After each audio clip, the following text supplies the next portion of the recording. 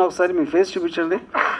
Okay sir, అంటే ఇప్పుడు వ్యూహం ముందే సలార్ రాబోతుంది కదా, మరి సలార్ ముందు ఇది ఎంతవరకు నిలబడుతుంది అనుకుంటున్నారు? సార్ ఇప్పుడు ఫస్ట్ ఆఫ్ ఆల్ సినిమాలు వేరే అంటే వేరే వేరే ఏమంటారు దాన్ని ఉద్దేశాలతోటి మోటివేషన్స్ ఉంటాయి.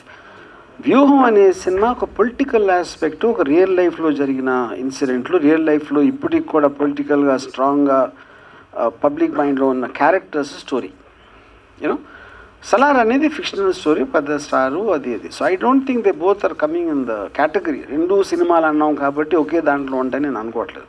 So this will be for a specifically interested audience, ఒక రియల్ లైఫ్ ఇన్సిడెంట్ గురించి. ఇప్పటి వరకు అంటే ఈ క్యారెక్టర్స్ అన్ని చూస్తుంటే మన గతంలో జరిగినది మొత్తం చూసిన పబ్లిక్కి ఇప్పుడు ఈ సినిమా ద్వారా ఇంకా ఏం ఎక్స్టర్నల్గా మీరు చూపించబోతున్నారు? గతంలో మీరు బయట వాళ్ళు మైకుల దగ్గర లేకపోతే స్పీచ్ల్లో చూశారు, వాళ్ళ బెడ్రూమ్లో బాత్రూంలో ఏం జరిగినాయని ఉంటాయి దీంట్లో.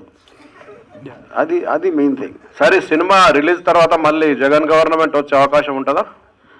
నేను జ్యోతిష్కుని కాదు, దేవుణ్ణి కాదు, నేను జస్ట్ ఫిల్మ్ మేకరు. నేను పైగా జ్యోతిష్యం దేవుడిని నమ్మను కూడా. సో ఆ క్వశ్చన్ అడగడం కరెక్ట్ కాదు.